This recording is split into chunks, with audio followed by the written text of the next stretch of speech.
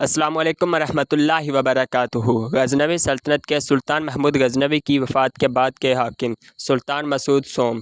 سلطان ابراہیم کے بعد اس کا بیٹا مسعود سوم غزنی کے تخت کے اوپر بیٹھا۔ وہ عسکری جذبے کا حامل تھا اور جنگوں سے پیار کرتا تھا۔ عدل و انصاف کا وہ حامل تھا اور اس کا عدل و انصاف بہت زیادہ مشہور تھا اور ہیر ہاؤس سے اس کا لگاؤ تھا۔ اس نے سلطنت کے تمام موجودہ قوانین پر نظر ثانی کی اور جہاں پر سمجھا کہ ان قوانین کو بدلنے کی ضرورت ہے ان کو بدلا۔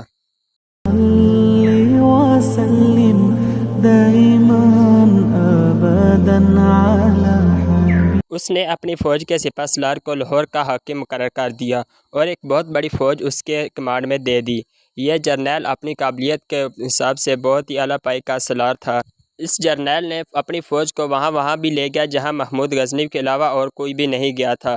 اس جرنیل نے گنگا کو پار کیا اور اسلامی فوج وہاں تک گئی جہاں تک آج سے علاوہ محمود غزنوی کے علاوہ اور کوئی بھی نہیں گیا تھا۔ اس نے بہت سے معتبر شہروں اور مندروں کو لوٹا، انہیں مسمار کیا، بہت سا مال غنیمت حاصل کیا اور پھر واپس لاہور کی طرف روانہ ہو گیا۔ اس شہنشاہ کے دور حکومت میں لاہور غزنوی خاندان کا اصل دارالخلافہ بن گیا تھا، کیونکہ ایران اور تران میں اپنے بیشتر علاقوں سے محروم ہونے کے بعد شاہی خاندان ہندوستان میں رہائش پذیر ہونے پر مجبور ہو گیا تھا۔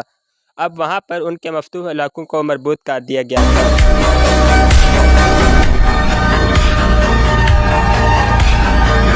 سلطان مسعود لگ بھگ 16 سال غزنوی تخت کے اوپر برجمان رہا اور بے شمار فتوحات حاصل کی۔